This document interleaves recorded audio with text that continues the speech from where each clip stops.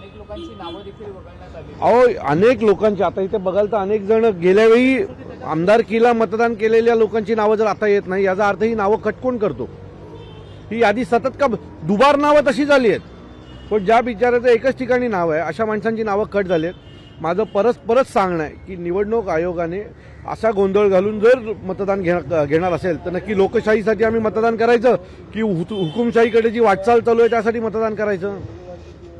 या सगळ्या प्रक्रियेवर आमचा आक्षेप आहे आणि राहणार।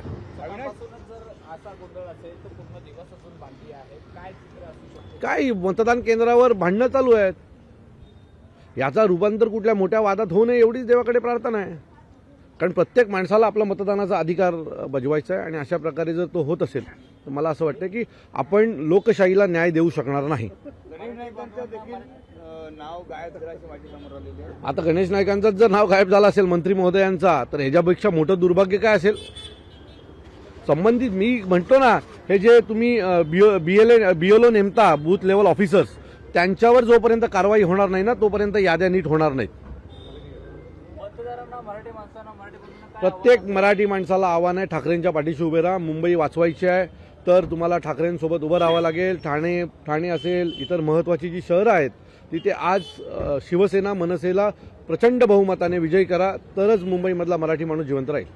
यामुळे मतदानाच्या टक्केवारीवरती परिणाम होऊ शकतो। मी तुम्हाला सांगतो हे जे चाललंय त्याच्यावरनं 50-55% वरती मतदान होईल असं वाटत नाही मला।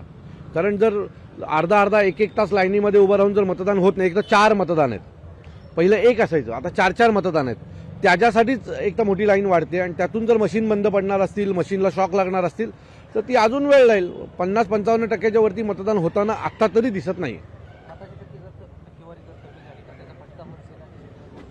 हे बघा, मतांची टक्केवारी कमी झाली तर सगळ्यांनाच त्याचा फटका पडणार आहे, पण त्याला दोषी फक्त निवडणूक आयोग असणार आहे। कारण त्यांच्या या 4 मतांची जी काही सरकारच्या दलालांसाठी जी काही कामं चालू आहेत ना, काय गरज आहे 4 मतांची? एक माणूस।